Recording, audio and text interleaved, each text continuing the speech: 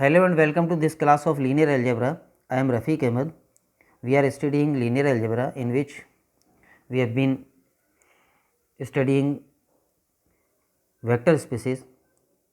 कल हमने vector space की एक बड़ी थ्योरम प्रूव की थी और आज हम वेक्टर स्पेस और उसके आधार से संबंधित दो एग्जांपल्स ले रहे हैं. फर्स्ट एग्जांपल में V3 बराबर set of A1 A2 A3 A1 A2 A3 belong to R. ये जो सेट है ये क्षेत्र R पर वेक्टर स्पेस होता है, जिसके बारे में हम बहुत पहले बात कर चुके हैं और सब इससे परिचित हैं. तो V3 over the field R ये वेक्टर स्पेस है और सिद्ध करना है कि S जो कि तीन वेक्टर्स का सेट है ये V3 ओवर R का आधार है. यानी इस समुच्चय को V3 ओवर R का बेसिस या आधार प्रूव करना है, जहाँ पर S में जो तीन वेक्टर्स हैं उनकी वैल्यूज़ दे रखी हैं. अल्फ़ा 1 बराबर है वेक्टर 1 2 1, अल्फ़ा 2 बराबर है वेक्टर 2 1 0 और अल्फ़ा 3 बराबर है वेक्टर 1 -1 2. तो क्या प्रूव करना है? इस सेट को इस वेक्टर स्पेस का आधार प्रूव करना है. हम जानते हैं कि आधार जो होता है वो एलआई सेट होता है और वो जनक भी होता है. तो एस को आधार प्रूव करने के लिए पहला काम कर रहे हैं हम, एस एलआई है. तो एलआई प्रूव करने का जो बाय डेफिनेशन नॉर्मल तरीका होता है वो काम में ले रहे हैं. अगर एस एलआई है तो एस के सदिशों का कोई भी लीनियर कॉम्बिनेशन बराबर जीरो वेक्टर के मान लेने के बाद ये तभी संभव होगा जब सारे गुणांक जीरो आ जाएं. यानी एक ही विकल्प होगा कि A1 बराबर जीरो, A2 बराबर जीरो, A3 बराबर जीरो. तो हमने S के तीन सदिशों का एक लीनियर कॉम्बिनेशन जीरो वेक्टर के बराबर मान लिया. फिलहाल अज्ञात गुणांक A1 A2 A3 ले लिए, जहां A1 A2 A3 फील्ड के एलिमेंट होंगे. अब इस इक्वेशन को सेटिस्फाई करने वाले A1 A2 A3 के मान निकालने का प्रयास करें. अगर ये पता चलता है कि A1 A2 A3 के मान ओनली 0 0 0 ही पॉसिबल हैं तो सिद्ध हो जाता है कि S LI है. और अगर ये पता चले कि A1 A2 A3 के मान 0 0 0 के अलावा अन्य मान भी उपलब्ध हैं जो इस इक्वेशन को सेटिस्फाई कर सकते हैं तो सिद्ध हो जाता है कि S LD है. तो ये हमने लीनियर कॉम्बिनेशन S के वेक्टर्स का जीरो वेक्टर के बराबर मान लिया और अब A1 A2 A3 का मान निकालने का प्रयास करें. तो इसमें A1 अपनी जगह अल्फ़ा 1 वेक्टर का मान रख दिया 1 2 1, A2 अपनी जगह अल्फ़ा 2 वेक्टर का मान रख दिया 2 1 0 और A3 इंटू अल्फ़ा 3 वेक्टर का मान 1 -1 0 1 -1 2. इधर जीरो वेक्टर जो कि V3 ओवर R जो वेक्टर स्पेस है उसका जीरो वेक्टर ये होता है.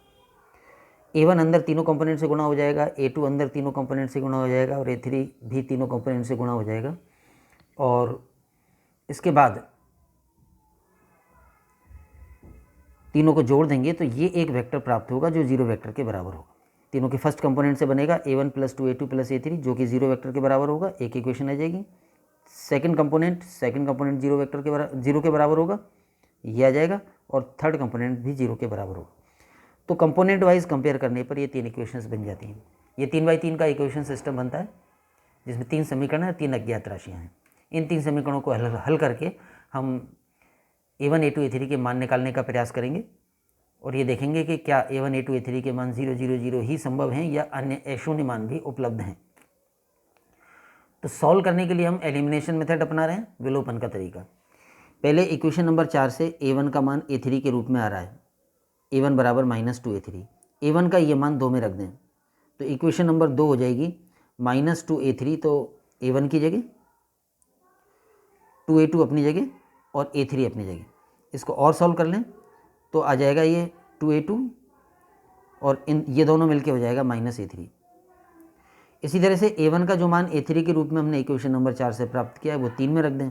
तो 3 में रखेंगे तो यहाँ 2 अपनी जगह और A1 की जगह -2 A3, A2 अपनी जगह और A3 अपनी जगह. ये -4 A3 और -A3 -5 A3 हो जाएगा और ये A2. यानी हमने क्या किया, इक्वेशन 4 से A1 का मान A3 के पदों में निकाल के A1 का वो मान इक्वेशन 3 और 2 में रख दिया. तो A1 को एलिमिनेट कर दिया और वो जो तीन इक्वेशंस का सिस्टम था वो दो इक्वेशन का सिस्टम ये बच गया. अब इन दोनों को सॉल्व करके हमें A2 और A3 के मान निकालने हैं. तो फिर एलिमिनेशन कर सकते हैं. A3 का विलोपन कर दें. 5 से A3 का मान आएगा 2 A2 और वो यहाँ रख दें 6 में तो आ जाएगा A2 अपनी जगह -5 अपनी जगह और A3 की जगह 2 A2. ये हो जाएगा -10 और +1 यानी कि -9 A2 बराबर 0 और इससे आ जाएगा A2 बराबर 0. A2 बराबर 0 आ जाने के बाद A2 का मान इक्वेशन नंबर 5 में रख दें तो A3 का मान भी 0 आ जाएगा और 4 में रख दें 4 में रख दें तो A1 का भी मान 0 आ जाएगा। यानी इन 3x3 के इक्वेशन सिस्टम को हल करके हमने पाया कि एक ही हल है, अद्वितीय हल है, और वो ये है कि A1 का भी मान 0 है, A2 का भी मान 0 है और A3 का भी मान 0 है। ये पाया हमने। यानी जब हमने S समुच्चय के 3 सदिशों का एक लीनियर कॉम्बिनेशन 0 वेक्टर के बराबर माना तो हमें ज्ञात हुआ कि वो तभी संभव है जब तीनों गुणांक A1 A2 A3 का मान 0 0 0 हो, और इससे सिद्ध हो गया कि S Li है। अब S Li तो सिद्ध हो गया, उससे पहले एक बात और कर लें। S को Li प्रूव करने का एक दूसरा तरीका, आसान तरीका ये भी था, डिटर्मिनेंट बनाकर। हमने ये बात पहले डिस्कस की है कि जितने कंपोनेंट वाले वेक्टर हैं उतने ही वेक्टर हों। जैसे 3 कंपोनेंट वाले 3 वेक्टर हों, या 2 कंपोनेंट वाले 2 वेक्टर हों, या 4 कंपोनेंट वाले 4 वेक्टर हों, तो उनका Li और Ld होना की जांच कि वो Li हैं या Ld हैं, हम उन कंपोनेंट्स से डिटर्मिनेंट बनाकर भी कर सकते थे। यानी इन वेक्टर्स के कंपोनेंट्स से बना डिटर्मिनेंट अगर नॉन ज़ीरो आ जाए तो पता चलता है कि ये Li हैं, और अगर ज़ीरो आ जाए डिटर्मिनेंट तो Ld हैं। तो Li प्रूव करने का ये जो हमने काम किया है बेसिक डेफिनेशन से किया है इक्वेशन बना के, उसकी बजाय अगर हम डिटर्मिनेंट से करते तो ये ऐसे होता, A1 के कंपोनेंट अल्फ़ा 1 के कंपोनेंट 1 to 1, अल्फ़ा 2 के कंपोनेंट 2 1 0 और अल्फ़ा 3 के कंपोनेंट 1 - 1 2, ये सारणिक को सॉल्व कर लेते। तो हम सॉल्व करके देखेंगे तो ये सारणिक A0 आएगा, उससे भी हमें ये पता चल जाता है कि ये वेक्टर्स Li हैं। और अगर ये सारणिक 0 आ जाता तो Ld। तो ऐसे भी कर सकते थे, ये जो हमने Li प्रूव करने का काम किया है। खैर, हमने जो दिया गया समुच्चय था उसको Li प्रूव कर लिया है। हम प्रूव करना चाह रहे हैं कि वो V3/R का आधार है। Li प्रूव हो जाने के बाद आधार कैसे प्रूव होता है? तो अगर हम बाई डेफिनेशन करें, जब तो Li है सिद्ध हो जाए और ये सिद्ध हो जाए कि S V3 का जनक है तो वो आधार हो जाएगा। लेकिन हम दूसरे तरीके से कर लें, क्योंकि V3/R जाना माना वेक्टर स्पेस है और इसकी डायमेंशन हमें पता रहती है, डायमेंशन इसकी 3 है। मानक आधार भी इसका याद होगा, हमने पहले डिस्कस किया था। इकाई सदिशों का समुच्चय मानक आधार होता है। 1 0 0 0 1 0 और 0 0 1, ये 3 यूनिट वेक्टर्स हैं, इकाई सदिश हैं। कंपोनेंट वाले वेक्टर स्पेस में ऐसे वेक्टर्स यूनिट वेक्टर्स कहलाते हैं जिनमें कोई भी एक कंपोनेंट 1 और बाकी के सारे कंपोनेंट 0 हों। तो V3/R जो वेक्टर स्पेस है इसमें ये 3 यूनिट वेक्टर्स होते हैं, और ये बात हमने पहले पढ़ी है, प्रूव भी की है कि ये तीनों यूनिट वेक्टर्स का सेट B इस वेक्टर स्पेस का आधार होता है। तो हम जानते हैं कि, और इसको हम मानक आधार कहते हैं।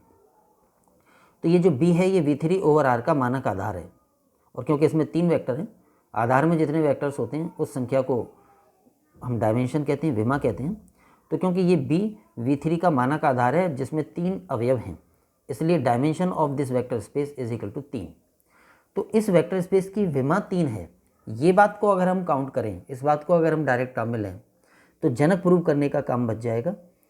हम जानते हैं कि आधार होने के लिए 3 में से एक बात होना काफ़ी है। पहला Li होना, दूसरा जनक होना LS बराबर V3, और तीसरा अवयवों की संख्या विमा के बराबर होना। और इन 3 में से कोई भी 2 सिद्ध हो जाए तो आधार हो जाता है। तो यहाँ पर जो हम आधार प्रूव करने का तरीका ले रहे हैं वो ये कि Li प्रूव कर लिया, और हम ये दिखा रहे हैं कि इस समुच्चय S में अवयवों की संख्या विमा के बराबर है, क्योंकि इस वेक्टर स्पेस की विमा 3 है और इस समुच्चय S में 3 ही सदिश हैं। तो Li है और अवयवों की संख्या विमा के बराबर है, इसलिए ये आधार हो जाएगा। यानी जनक प्रूव करने का काम हम यहाँ पर नहीं कर रहे हैं, विमा के आधार पर ये आधार सिद्ध हो गया। तो क्योंकि विमा 3 है, अब क्योंकि S Li है तथा S में अवयवों की संख्या विमा 3 के बराबर है, अतः S V3/R का आधार होगा। तो इस तरह से ये आधार हो गया। एक और एग्जाम्पल डिस्कस करें। इस एग्जाम्पल में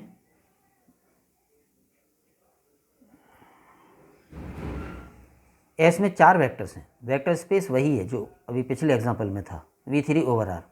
हमें ये प्रूव करना है कि ये 4 वेक्टर्स का सेट V3 ओवर R का जनक तो है, यानी इसकी विस्तृति तो करता है, मगर ये आधार नहीं है। और ये 4 वेक्टर हैं, अल्फ़ा 1 बराबर 1 0 0, अल्फ़ा 2 बराबर 1 1 0, अल्फ़ा 3 बराबर 1 1 1 और अल्फ़ा 4 बराबर 0 1 0। तो ये 4 वेक्टर्स दे रखे हैं और इन 4 वेक्टर्स का सेट एस है। ये जनक तो है लेकिन आधार नहीं है, ये प्रूव करना है। तो पहले इसको जनक प्रूव करें। और जनक कैसे प्रूव करेंगे? V3 का कोई भी स्वेच्छ सदिश ले लें और ये बता दें कि वो एस के सदिशों के संचय के रूप में व्यक्त किया जा सकता है। तो हम प्रूव करने जा रहे हैं LS बराबर V3, यानी S V3 का जनक है। उसके लिए हमने मेन वेक्टर स्पेस V3 का एक स्वेच्छ वेक्टर ले लिया ABC, जिसको नाम दे दिया X, जहाँ ये तीनों कंपोनेंट फील्ड R के एलिमेंट्स होंगे। अब हम ये चाहेंगे कि ये वेक्टर X S के चारों सदिशों के लीनियर कॉम्बिनेशन के रूप में व्यक्त किया जा सके। तो इसके लिए हम X को इन चारों का लीनियर कॉम्बिनेशन तो मान लें, जिसमें अज्ञात गुणांक ले लिए A1 A2 A3 A4। अब अगर इन गुणांकों के वास्तविक मान आ जाते हैं तब तो हम कहेंगे कि X इन 4 के कॉम्बिनेशन के रूप में व्यक्त हो गया है। और अगर A1 A2 A3 A4 के कोई मान संभव नहीं है तो फिर हम कहेंगे कि X इन चारों के कॉम्बिनेशन के रूप में व्यक्त नहीं किया जा सकता। तो अब अपना उद्देश्य होगा इन चारों गुणांकों के मान ज्ञात करना।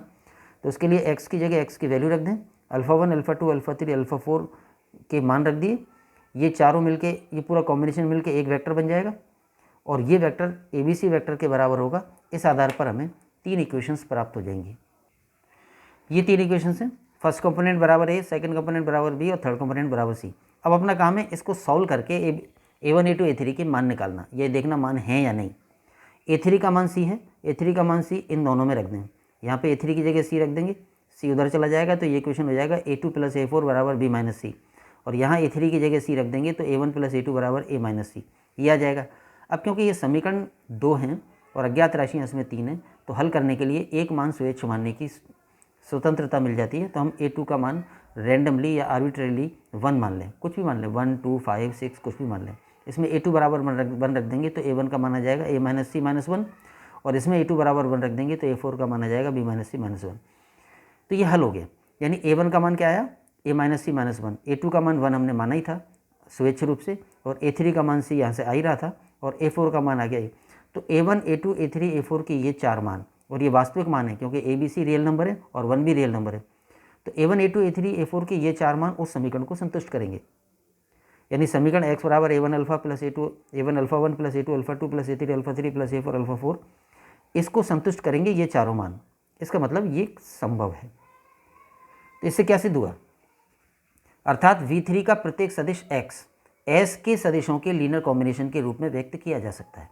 और इसका मतलब है कि S V3 ओवर R की विस्तृति करता है, यानी S V3 ओवर R का जनक है, यानी LS बराबर V3।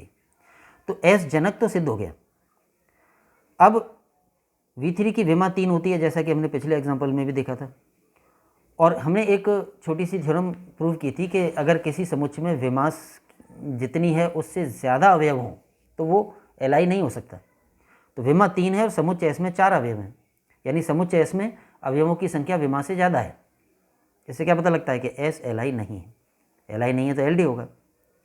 अब क्योंकि S V3 का जनक तो है लेकिन LI नहीं है, इससे पता चला कि S V3 ओवर R का आधार नहीं है। तो ये 2 एग्जाम्पल्स हमने आज इस वीडियो में डिस्कस किए हैं। आज के लिए इतना ही। Thanks to all. जय हिंद।